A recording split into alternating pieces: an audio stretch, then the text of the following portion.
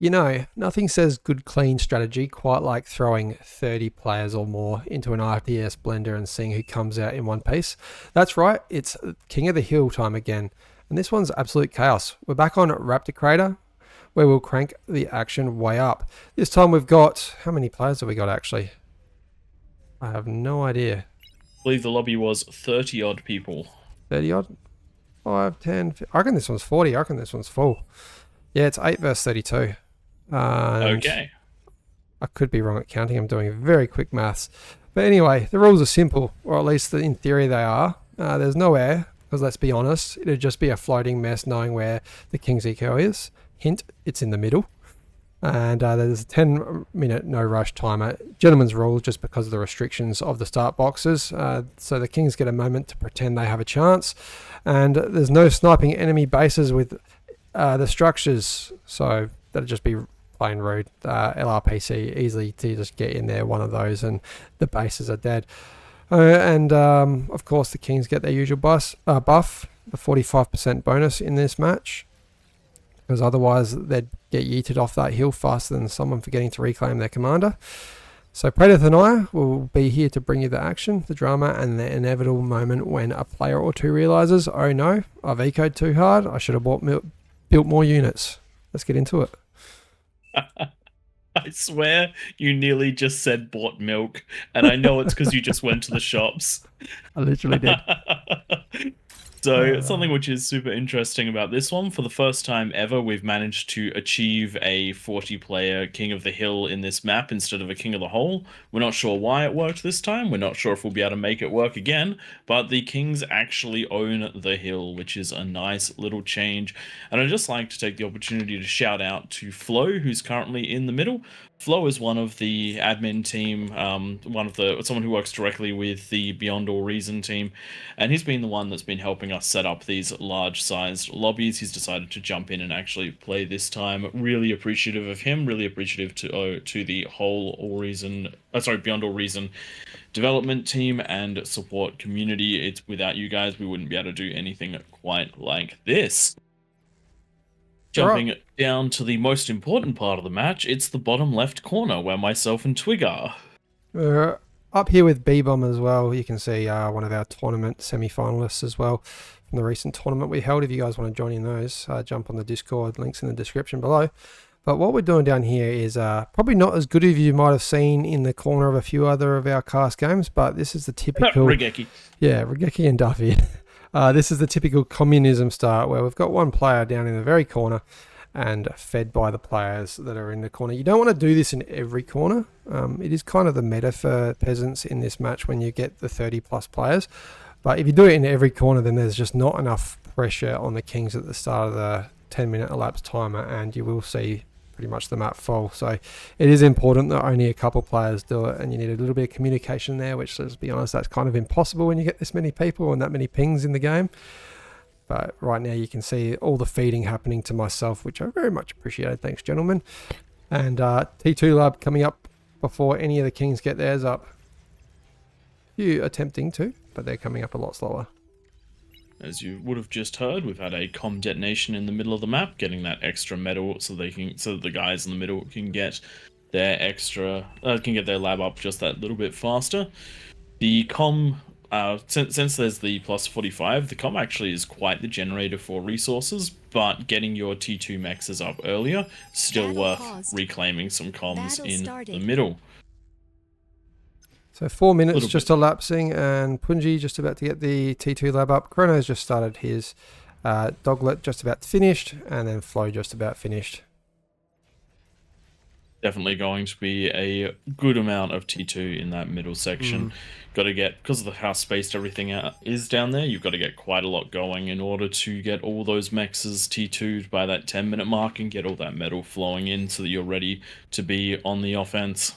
Shout out to Chronographer. You can see here he's got the nice little logo in the background. Tournament winner, also one of our coordinators. So we had to sneak that into the logo as well. Winning our first round of tournaments for the below, I think we did it below 30 OS was the rule. Quite a range of players in there though, so well done to everyone partaking in that. A few upsets which quite enjoyed, and some really interesting tactics and the 1 versus 1s that we've had. little bit of an upset down here. A D-gun trying to happen when someone's breaking the rules. So generally the rules are for the no-go zone is this circle, which I'm forgetting that I got grid keys on. Around here, no one's allowed to pass that line there as a king, and then the peasants aren't meant to go up the ramps either. So even though, I mean, a couple of walls don't really hurt too much, nothing's been really damaged by doing this, but we don't want to see anyone building up the base here like L'Aquila, not understanding the rules quite, and building a few things up the top of that ramp. Doesn't matter if it happens once or twice. It's very hard to communicate this to this many players. 5.5 minutes. We've got 4.5 minutes, and the eco is now definitely in the advantage of the peasants, which we do expect when you get that many people on one side of the, well, on one team. And the kings, a couple of slow T2 labs. I probably would have liked to seen people double up. I know when Praedyth and I jump in the middle, we pair up, and one of us will go T2, and we'll use that first constructor, whoever's built the lab, to tap one of our mexes and then pass it to the other person, and then you build another T2 for yourself after that. Get all those mexes upgraded. Even hand out maybe 2 to each person, just so that they can upgrade the, I think there's like 7 per person if you've got 8 people in the middle. 7 per person in the middle. And the only way to get them all done in a reasonable amount of time whilst continuing your base is to tap and go the entire way through. You just assign all of your minimum 5 workers to keep going through and building them, and to catch up to the next one as they complete. Then you should end up with a couple of builders on the front line ready to defend your ramps that you're responsible for. Build up a couple of defenses, and all the meanwhile continuing to scale your base. You definitely want that build power. You want to be at least at 7 build turrets by the 7-minute mark. That's the goal that I try to hit, at least 1 build turret a minute starting after the first couple of minutes, because it's impossible to get one by the first minute. But jump right on through and keep that hopscotch eco going. Got to scale the wind, got to scale the build power, got to get the fusion down. If you don't have a fusion down by the 10 minutes or a huge amount of wind, you're going to be struggling as a king. Just you got to remember as well, build those energy storages, and also very importantly as a king, build a metal storage. I don't know if you just saw on my screen about 30 seconds ago, Punji reclaimed his T2 lab. I think his metal storage, there you go, it's there, it's 1950 maximum. That's because he detonated his commander, and when he reclaimed that lab, it's 2800 metal, plus when you do reclaim, we ask the kings don't abuse this, you also get the bonus 45% on that reclaim as well. So doesn't matter, it overflowed to his teammates, but make sure you got those metal storages as a king. And looking around the rest of the map, it does look like Twig, you've got your first fusion up. You're just getting the conversion for it, and probably going to go into a second. Penguin is attempting to get their first fusion as well, so very eco-centric on that side, on that corner. And me in front just trying to get some defenses up and surviving entirely off of a handful of builders and some wind. That was kind of the idea. So what is it? Our little corner, we're responsible for protecting these 2 ramps here, and then we've got 1 player to protect that ramp, 1 player to protect that ramp, and that's kind of what happens in each corner. And a bit of greed happening in the background from these 3 players, 2 players defending, and that's how you do it. And bottom right, we've got a fusion coming up for one of the brown players. Looks like we're just going to get mass units. There's only a T2 lab coming up now, so I would have liked to have seen at least one of these players. Oh, I take that back. Atlas fail on T2. Yep. I don't know if any have been handed out though. Got to get that handout tech going. The cost of getting a lab up is just exorbitant in these 10-minute maps. So trying to distribute amongst everyone benefits the whole team. All that extra metal, if every single one of these can be tier 2'd by the end of the 10-minute mark, absolutely crazy amounts of metal. But with the 9-minute mark ticking over, everyone's got to start getting their units ready, defenses ready, and see exactly what happens. Usually we find that aggression wins these games, but from what we're seeing, there is not a lot of that to be had. The only side that can really afford to be defensive is one of the eco corners. Too many of the eco corners, as Twig said in the beginning, and then the kings are just ready to run up all the other ramps and get through to the ecos anyway, because leaving the kings alone, they can scale their eco significantly harder than the peasants can, despite there being so many peasants. Only one king getting a fusion up. We've got Doglet here with a fusion, and now units coming out, some gunslingers. I don't mind that. Gunslingers quite powerful in that early part of the game.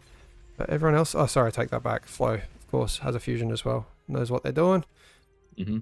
Interestingly, only about 300 wins, little bit over 300 wins in that bottom, for the kings.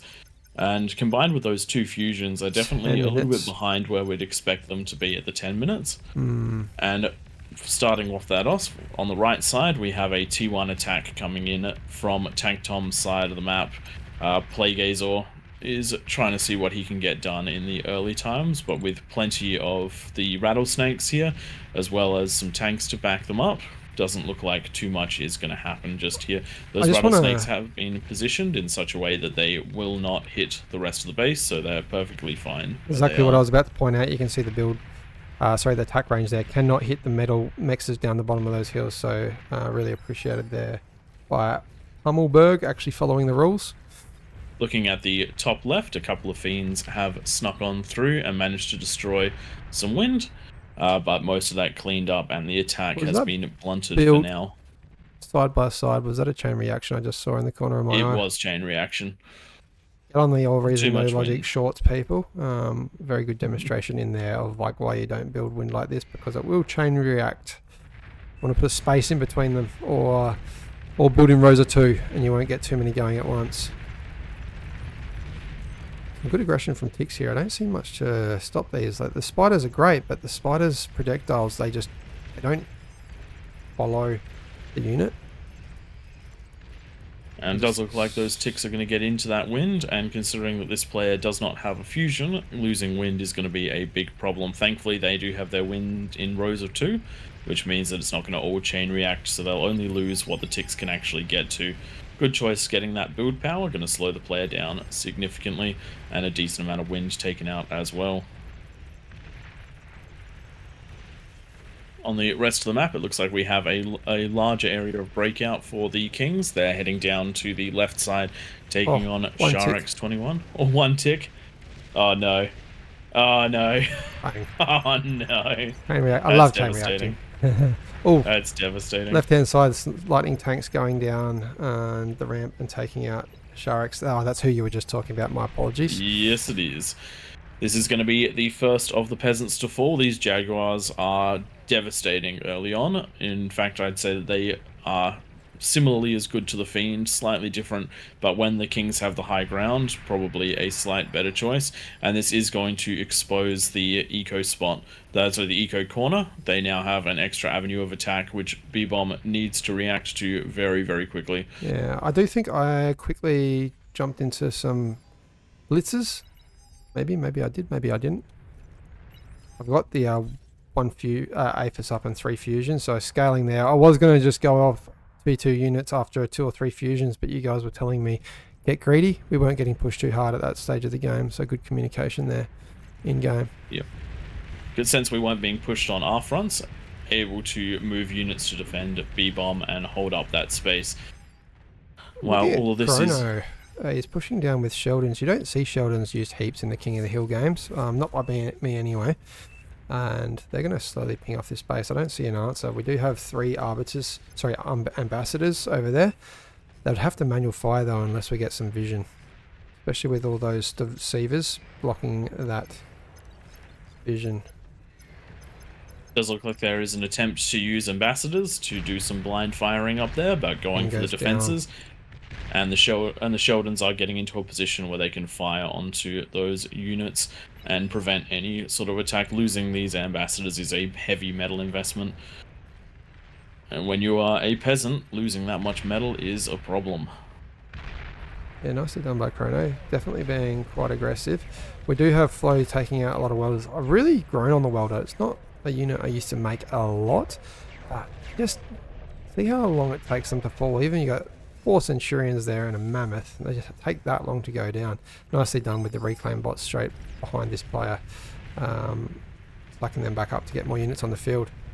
It should be enough Reclaim is a super critical part of this game right now, and B-Bomb managing to get the reclaim along with J-King from the player that was destroyed is going to make a big difference in being able to hold this against the second push of Jags. I've just Ticks jumped back coming up in for to vision. Chrono, sorry, because he has gone through. He's pushed. He has pushed through. He's breached another base, taken out about 60% of one base, and decided, well, that person's not going to be building units anytime soon. So instead of sitting there, taking them out completely, trying to take out another player here. Webby trying to get that commander into position so that we can get some D guns off, dodging nicely. I'd almost separate these Sheldons away from the deceivers. Everyone knows they're there. Oh, that's a nice inclusion. Some grunts. The vision. That was really smart. And also the surround bonus right there. The damage from those shots ticked up very quickly with those, and have freed up the Sheldons to keep their bombarding going. So that's going to be essentially one player knocked right back and another player knocked out just from a small Sheldon ball. So and Peasants all this down 2.5 players. Sorry, you go, mate. No, while this is going on, we're getting a big push down from our right side of the map. The peasants are in with fiends and pawns. A lot of low-level eco has been taken out, and a comm's been taken out, but so far not enough to cripple these kings. These kings are already suffering enough from their starts that this isn't the biggest thing. But with a couple of units heading towards the middle, thank God there's 2 of those pop-up turrets to stop them from breaking in. You had pinged to me in game that we were breaking down there, so I actually went into T2 briefly, and you can see pushed out 40 fiends. Just thought, oh, maybe we can win this quite early, not having to get to T3. So I thought, I'll take a leaf out of yours and Tank Tom's book and just go into the fiends and see how much damage we can do. And with these tigers helping to take out a lot of those stouts, these fiends are going to have a pretty clear run right into the base. A couple of Jags and a couple of Thugs, a few Sumos, but the speed of these fiends should allow to find some sort of attack angle that'll work in this situation. Getting them in front of the offensive push that's been going on down here from me, just trying to get some artillery and Jags onto the front line, breaking right on in. I did make a big mistake here. Taking out the comm was actually a mistake. You can see my cursor wasn't on the screen there. I had just done a drag and lost almost that entire army way too quickly. I mean, the King's down to 4 commanders now, but not the best move out of me. But as long as they have 1, it doesn't matter. Pornography, you can see how much damage is done here. Took out actually another player down the back here, taking out all that eco, so and he's definitely dominating. He's pressing the next one in the line too. The defenses are going down. Yeah. Your favorite unit, the welder, going down. And now pushing in. Yep, one of the kings does look like Doglet has got his Razorbacks out, and they're pushing down, taking out the snipers, taking out the welders, and potentially enough to push through. It'll just depend on how long the snipers stay alive and how well those mines do. But it does look like Chrono just above him is breaking through into the next base along. So Chrono essentially taken 3 players out at this point. So the top side of the map is in big trouble for the peasants, but the bottom side of the map has been very consistent on aggression. But with all these Jags that have been, pumped out defensively for the Kings, allowing them to keep that one. Yes, mines are a problem. You'll notice that as King of the Hill has been growing in maturity, the use of mines has been increasing massively, and it does look like Tank Tom's going to have a bit of trouble right here as these Razorbacks coming on him, but getting that comm invised does look like he should be able to get the D-gun off. Question is, will he get the second one? Razorbacks do outrange and outspeed the comms, but when they're not microed correctly, they do not. So with the comm closing in, question is, will Tank Tom get it? Probably best not to walk straight at the Razorback. You want to be rocking where you think it's going to go, so he's probably not going to catch that one there, but the Razorback going the other way, which is the right move. Dodging away from the comm. And is he going to circle back? Bit of I do reckon it's going to circle back. At least take out the Tank Tom's eco. Not that it's going to be a big deal, just an inconvenience to set those up. But getting into the back lines, this thing is going to devastate all of that wind. Can I see a chain reaction here, because there wasn't a whole wind spacing in between those 2 rows. It was only, I think, half of a gap. You do need to make sure that there's a whole win space in between so the chain reaction doesn't happen when doing in rows of 2. Which I didn't actually know. Just realised it now. Yes, the tank tom has got the chains of 2, but unfortunately a lot of them are together, so this section could potentially chain react, but takes out the Razorback before the major damage is done, and the ticks are now heading into the base from the top right of the map, trying to deal with the bleeding. So many players taken out by Chrono, but we'll see whether or not this tick spam can even out the top, and whether or not the Kings can hold while the bottom of the map is pushing into them. I've transitioned now to T3. You can see a combination of the demons, the Shivas, and I think there was a couple catapults as well. And the first of the demons coming up here just to give the Kings that nice alert. D3 detected. I think it was the first on the field for the peasants. Thanks to that combined eco. Communism really is the way, I think. You don't want to abuse it, but like it's just it really gives an advantage. It essentially makes a king outside of the zone of the kings. It's like having a king on the peasants team. The downside is to achieve it, you end up with a whole series of players that are not going to be properly prepared at the 10-minute mark. While I did have 4 beamers and 3 dragon's claws at the 10-minute mark, that's basically it. I had no ability to produce other units. I was right out of luck. And Kings know, like, Kings can have Razorbacks coming out of their labs at the 10-minute mark if they've ecoed strong in the middle at the start and being quite efficient. So you get a couple Razorbacks coming down the hill. Yeah, your commander might take out 1 or 2, but the roll of the dice, I guess, and that roll has worked out for our corner. That's the thing. When you're playing as a king, which personally is my favorite place to play, sometimes you can win and lose based on which ramp you choose to attack. You can have all of the you can have the correct setup, but if you run it up the wrong ramp and lose too much of it, to example an invisible comm just waiting to detonate inside of your fiends, then you can be set back for that critical couple of minutes where the rest of the team can come through and help protect your ramp.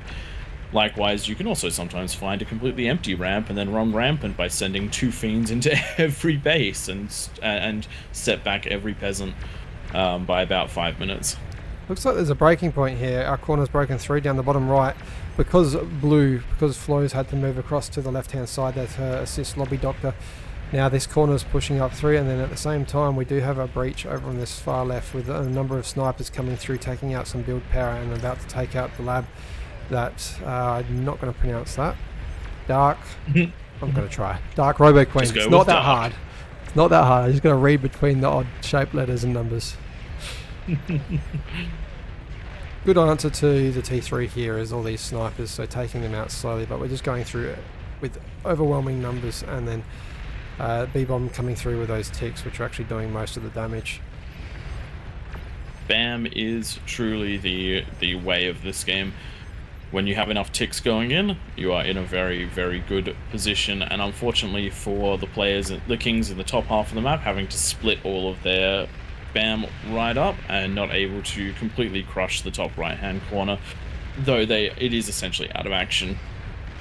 Chrono sending his units down to try and close the gap that was close to him, but with all of the T2, with so many Tigers, Sheldons, and the T3 just behind it, pushing in from the bottom of the map, this is going to be a very hard thing for the Kings to stop. Jack's going to get to the advanced converters. I think we might see him. There we go. Ouch.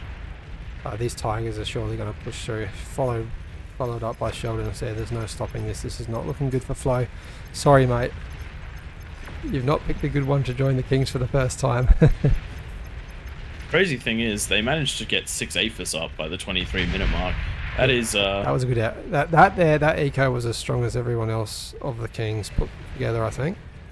Yep. If that had been able to convert into, if they'd been able to get another couple of minutes to convert that into unit production, that could have been a big problem for the peasants in the bottom side, because despite all the eco funneled into Twig, we've only got 5 APHIS in this bottom corner, and some of the players in the bottom corner have not overly contributed beyond some very minor defenses. Looks like yeah, strong corner. top right has been mostly pushed back by Doglet, with those Razorbacks and ticks continuously happening, but now also having to fall back to take care of what is coming through from the south. It's going to be the last of the oath is going down any second now.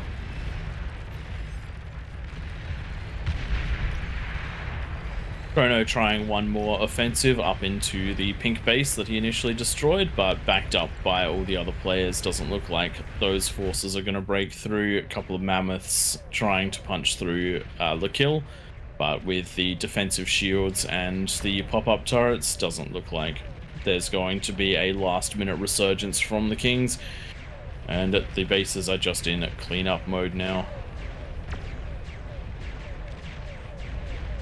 Demon doing that last little bit of work, but the resign vote has been called, and I think we will see the game close very shortly. Nicely done by the peasants. Very strong eco at the bottom left. Appreciate that from those players feeding me down there. It's not often I usually greed on these games. I like to play the front line and get my micro a little bit better, especially while I'm learning grid keys. I'm actually trying to learn how to do all the keys. How long are you going to use that excuse? I'm just learning grid keys. It's only been 2 weeks. I don't play anymore though. It's going to be in 6 months. You're going to be like, I only lost because I was using grid keys. Jeez. I probably will. I need the excuses. I'm not good at this game anymore. I'm okay at the game. I'm not great. I know what I'm meant to do. Implementing it though, that's where I struggle. There we go. And that is the resign vote. Very, very strong pushes from the Kings on the top of the map. Chrono absolutely demolishing a lot of players, but the peasants around the bottom half of the map managing to break through and win the day, and holding for as long as they did. The peasants in the top half of the map. 420k damage. I didn't even realize that in the game. You out damaged all but 3 of the Kings, and you didn't even have an eco. That shows what you can do, people on the front line. I mean, you did have an eco after a while. I reclaimed a lot. Yeah, so reclaim and just building units.